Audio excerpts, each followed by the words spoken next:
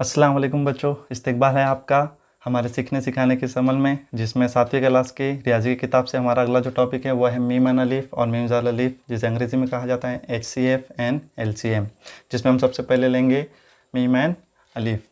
Meme and Alif, meme से मुश्तरिक, आइन से आद और अलीफ से आज़म, यानी मुश्तरिक आद आज़म, जिसे अंग्रेज़ी में कहा जाता है हाईएस्ट कॉमन फैक्टर, अंग्रेज़ी में और उससे कहा जाता है greatest common divisor.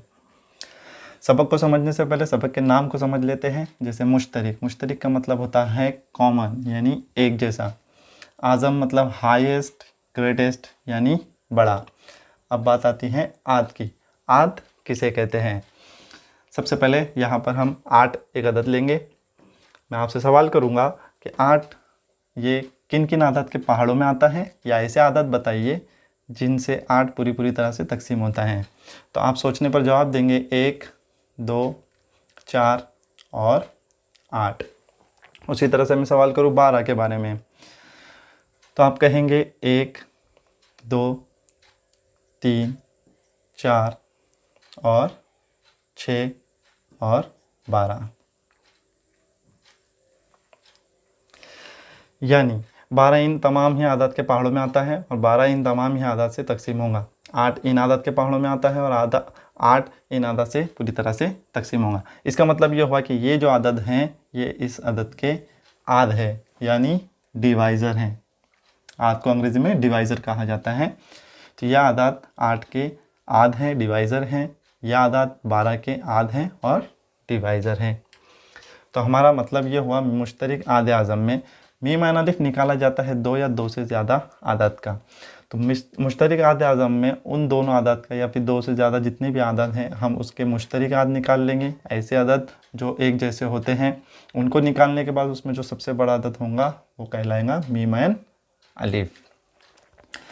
Meme and अलिफ को समझने से पहले एक टॉपिक है, वह है मुफर्रद अज़ाए ज़रबी। मीम एंड अलिफ उसके बिना अधूरा है, तो हम पहले उसे समझ लेते हैं। मुश्तरिक आद आज़म यानी मीम एंड अलिफ 2 या 2 से ज़्यादा आदत का निकाला जाता है। इसे निकालने के लिए सबसे पहले हमको ज़रूरी है मुफर्रद अज़ाए ज़रबी करना। मुफर्रद अज़ाए ज़रबी को अंग्रेज़ी में कहा जाता है प्राइम फैक्टराइजेशन ऑफ नंबर्स। ये किस तरह से किए जाते हैं हम देखते हैं। जैसे हमारे यहाँ पर सामने एक नंबर है 8। हमें 2 अदद ऐसे चाहिए जिनके आपस में ज़र्ब करने पर 8 आता हो, जैसे 4 ज़र्ब 2। मुफर्रद अज़ाए ज़रबी करना यानी आदत का ज़रबी सूरत में हिस्से करना। लास्ट में जो हिस्से आते हैं वो मुफर्रद अदद होने चाहिए, यानी प्राइम नंबर होने चाहिए। इस बात का ध्यान रखें। यहाँ पर दो अदद हमने लिए हैं, इसमें 4 ये मुफर्रद अदद नहीं है, इसलिए हमें इसके भी 2 अदद ऐसे देखने हैं जो जिनके आपस में ज़र्ब करने पर 4 आता है। जैसे 2 ज़र्ब 2, 2 दूनी 4 और लास्ट में ये 2। तो ये हो गया 8 के मुफर्रद अज़ाए ज़रबी यानी प्राइम फैक्टराइजेशन। ये था इसका एक तरीका जो आड़ी तरतीब में था। अब खड़ी तरतीब में एक और तरीका है। खड़ी तरतीब में करने से मुफर्रद अज़ाए ज़रबी करने से पहले यहाँ पर वो अदद होना चाहिए जिसकी मुफर्रद अज़ाए ज़रबी की जा रही है, और इस जानिब वो अदद होने चाहिए जो मुफर्रद अदद हो। ठीक है। हाँ, अब यहाँ पर 8 कौन से अदद से तकसीम हो सकता है? मुफर्रद अदद वो है 2। 8 को 2 में तकसीम करेंगे जवाब आएगा 4। अब 4 को कौन से अदद से तकसीम कर सकते हैं? 2 से। 2 से 4 को तकसीम करेंगे तो जवाब आएगा 2। 2 दूनी 4, 2 चौक 8, 2 दूनी 4 और 2 एका 2। तो ये हो गया इसका प्राइम फैक्टराइजेशन, यानी 2 ज़र्ब 2 ज़र्ब 2। देखिए हमें सेम मिल गया। तो ये था मुफर्रद अज़ाए ज़रबी करना 2 तरीक़ों से, एक ये और एक टॉपिक मीम एंड अलिफ यानी मुश्तरिक आद आज़म में हमने टॉपिक के नाम को पूरी तरह से समझ लिया। मीम एंड अलिफ निकालने के लिए मुफर्रद अज़ाए ज़रबी किस तरह से की जाती है वो अब हमने देख लिया। अब हम मीम एंड अलिफ निकालेंगे। मीम एंड अलिफ निकालने के लिए या तो 2 आदत का हम निकाल सकते हैं या 2 से ज़्यादा आदत का हम मीम एंड अलिफ निकाल सकते हैं। या हम 2 आदत लेंगे 24 और 32। तो सबसे पहले हम मुफर्रद अज़ाए ज़रबी करेंगे 24 के। तो पहले जो तरीके से इस्तेमाल करेंगे वो होगा आड़ी तरतीब में 24। अब हमें ऐसे 2 अदद चाहिए जिनके आपस में ज़र्ब करने पर 24 आता है। तो ढूंढिए ऐसे अदद। 3 8 24 या फिर 12 दूनी 24 या फिर 6 चौक 24। तो हम यहाँ लेते हैं 3 8 24 या 8 तिया 24। मुफर्रद अज़ाद ज़रबी करने के लिए हमें आखिर में तमाम ही मुफर्रद अदद चाहिए ज़रबी सूरत में। यहाँ पर 3 मुफर्रद अदद है लेकिन 8 नहीं है, तो 3 जैसे के वैसे ही। अब ऐसे 2 अदद जिनके आपस में ज़रब करने पर 8 आता है तो वो है 4 ज़रब 2, 4 दूनी 8। यहाँ पर एक और मुरक्कब अदद है, हमें इसके भी हिस्से करने हैं, जैसे 3 ज़रब 4 के ऐसे 2 अदद 2 ज़रब 2, 2 दूनी 4 और ज़रब 2। तो यह हमें मुफर्रद अज़ाद ज़रबी 24 की मिल गई। अब खड़ी तरतीब में अगर हम करेंगे तो 24। अब 24 किससे तकसीम होता है? तकसीम पजीर की अगर हम कसौटी देखें तो इसके इकाई के मुकाम पर 4 हैं, तो ये 2 से तकसीम होगा। 4 और 2 मिलकर 6 बनता है, 6 3 के पाड़े में आता है, तो ये 3 से भी तकसीम होगा।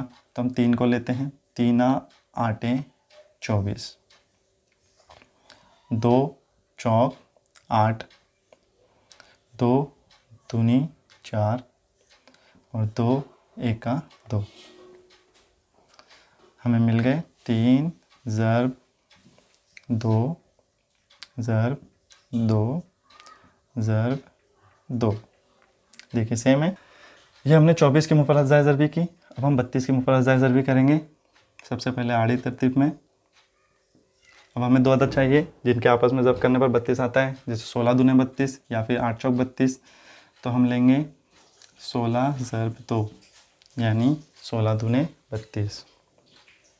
अब यहाँ 2 तो मुफर्रद अदद है लेकिन 16 नहीं है, तो ऐसे 2 अदद 8 ज़रब 2, 8 दूनी 16, ये 2 जैसे के वैसे ही। उसके बाद 2 ज़रब 4, 2 चौक 8, 2 जैसे के वैसे ही, ये 2 भी जैसे के वैसे ही।